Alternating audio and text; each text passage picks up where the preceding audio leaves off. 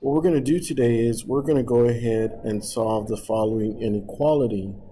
We're going to start by applying the distributive property. We're going to multiply 7 times 7a and then 7 times 9. 7 times 7a gives us 49a minus 7 times 9, which gives us 63.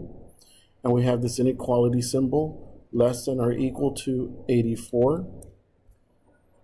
As you notice, we want to isolate the a variable, so we're going to have to add 63 to both sides. When we add 63 to negative 63, that becomes 0, so we're left with 49a is less than or equal to 147. And since we're multiplying 49 times a, we have to go ahead and divide both sides by 49.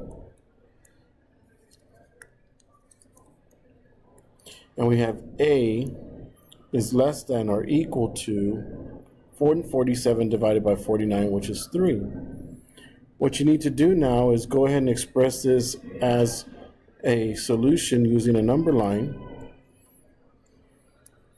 And we're talking about all the numbers that are less than or equal to 3.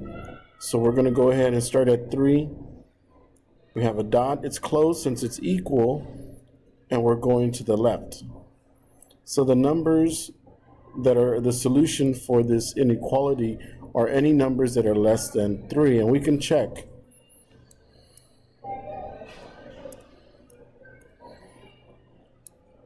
We can check by substituting. We have 7 times 3 minus 9, and we got to check if that's less than 84.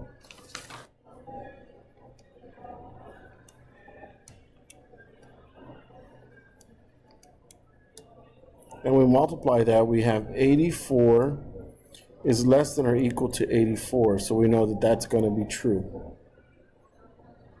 We can select 0 we want to check, so we have 7 times 0 minus 9 is less than or equal to 84.